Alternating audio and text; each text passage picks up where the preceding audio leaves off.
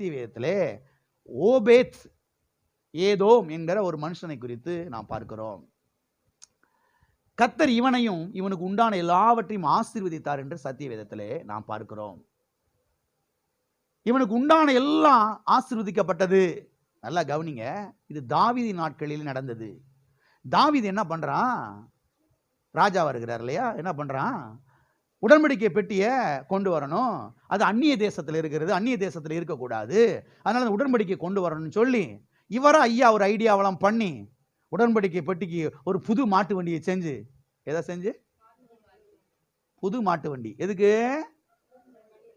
ஆனா மாட்டு வண்டியில கொண்டு வரக்கூடாது, அதான் உண்மை. மாட்டு வண்டியில கொண்டு வரக்கூடாது. ஐயா என்ன பண்றாரு? உடன்படிக்கையை புது மாட்டு வண்டியில செஞ்சு புது மாடெல்லாம் கட்டி உடன்படிக்கை பெட்டி மாட்டு வண்டியில ஏற்றி பாடல் இடர்ல எல்லாத்தையும் ஆடலும் பாடலாம் எல்லாம் ஆடி பாடி நடனம் ஆடி எல்லாம் சேர்ந்து எப்படியாவது அந்நிய தேசத்திலிருந்து உடன்படிக்கையை நம்ம தேசத்துக்கு கொண்டு வந்துடணும்பா அப்படின்னு சொல்லி எல்லாத்தையும் தூக்கிட்டு கொண்டு வர்றாங்க. ஒரு இடத்துக்கு வரும்போது மாட்டு வண்டி கல்லுல ஏறி அப்படி குலுங்குச்சு பாருங்க. குலுங்கும் போது உடன்படிக்கை பெட்டி என்ன செய்ய ஆரம்பிச்சிருச்சு? சாய கீழே விழ ஆரம்பிச்சிருச்சு. சாஞ்சு கீழே விழுகும் போகும்போது ஊசா பாருங்க போய் ஐயோ உடன்படிக்கை பெட்டி கீழே விழு போகுதுன்னு சொல்லி பிடிக்க போறான் பாருங்க. கீழே விழுந்து செத்துட்டான். உடன்படிக்கை பெட்டி விழுந்து சாகல, உடன்படிக்கை பெட்டி வேற யாரும் தொடக்கூடாது.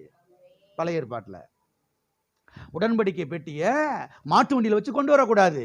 உடன்படிக்கை பெட்டியை ஆசாரியர்கள் மாத்திரமே கொண்டு வர வேண்டும். ஆசாரியர்கள் மாத்திரமே அதை தொட வேண்டும், தூக்க வேண்டும் என்று தேவன் சொல்லியிருந்தார்.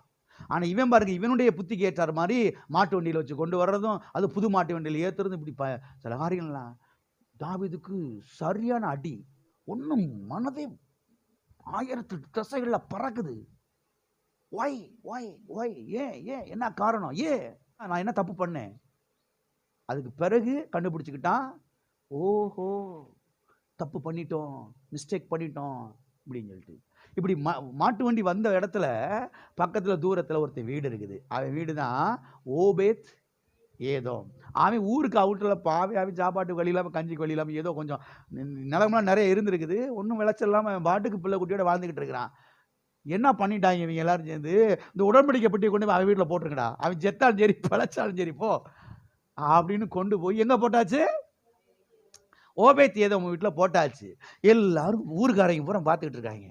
தாவீது எல்லாரும் இன்னும் நடக்க போதோ, அடுத்தடுத்து ஒருத்தர் சாக போறான்னு, என்ன பண்ண போறான்னு பார்த்துக்கிட்டு இருக்காங்க.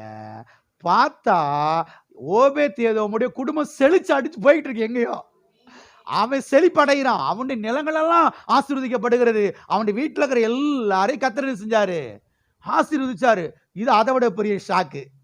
என்ன ஆண்டவரே இது பெரியதா இருக்குது. அந்த வசனத்தை வாசித்து முடிக்க போறோம். 2 சாமுவேல் 6ஆம் அதிகாரம் 10ஆம் வசனத்தை வாசிங்க.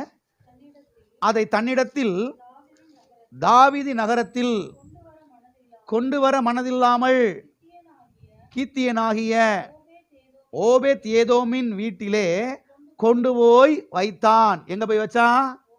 ஓபேத் ஏதோம் வீட்டில் வச்சிட்டான். ஓகே, இப்ப அடுத்து வாசிங்க 11.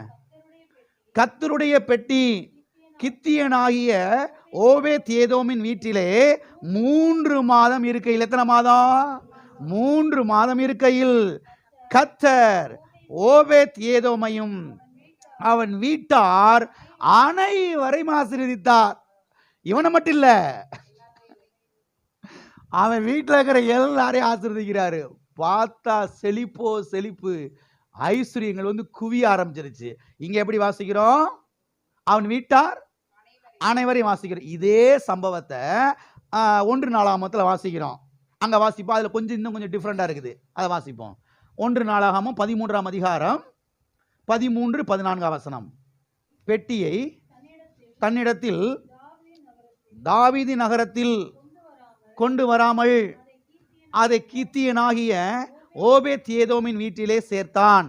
தேவனுடைய பெட்டி ஓபேத் ஏதோமின் வீட்டிலே அவனிடத்தில் 3 மாதம் இருக்கையில் கர்த்தர் ஓபேத் ஏதோமின் வீட்டையும் அவனுக்கு உண்டான எல்லாவற்றையும், டிஃபரெண்ட் புரியுது? அங்கேயும் அங்க என்ன சொல்லப்பட்டிருக்கிறது? வீட்டார் அனைவரை கர்த்தர் என்ன செஞ்சாரு? இங்க சொல்லப்பட்டிருக்கிறது இவனுக்கு உண்டான எல்லாவற்றையும். இவனுக்கு உண்டான ஆடு மாடு ஒட்டகம் கழுத, வீட்டில் வேலை பார்க்குற வேலைக்காரி, இவனுடைய கோதுமை நிலங்கள், திராட்சை தோட்டங்கள், அத்திப்பழ தோட்டம் எல்லாவற்றையும் கர்த்தர் ஆசீர்வதிக்கிறாரு. எதின் மித்தமாக? உடன்படிக்கையின் மித்தமாக. நான் சொல்லுகிறேன், கர்த்தர் உங்கள் வீட்டார் அனைவரையும் உங்களுக்கு உண்டான எல்லாவற்றையும் ஆசீர்வதிக்கிறார். எதின் மித்தமாக? உடன்படிக்கையின் மித்தமாக. ஹல்லேலூயா. கல்வாரி சிலுவையிலே அவர் சிந்தின இரத்தத்தின் மூலமாக நம்மோடு இரத்த உடன்படிக்கை ஏற்படுத்தி இருக்கிறார். அந்த இரத்த உடன்படிக்கை நிமித்தமாக உங்களுக்கு உண்டான எல்லாவற்றையும் கர்த்தர் ஆசீர்வதிக்கிறார். உங்கள் வீட்டில் இருக்கிற எல்லாரையும் கர்த்தர் என்ன செய்யறாரு? மனைவி, பிள்ளைங்க, புருஷன் எல்லாரையும் கர்த்தர் என்ன செய்யறாரு? ஆசீர்வதிக்கிறார். ஆகவே நாம் ஏன் இந்த பூமியில் செழிக்க வேண்டும்? தம்முடைய உடன்படிக்கையை அவர் உறுதிப்படுத்தும்படியாக. ஹல்லேலூயா.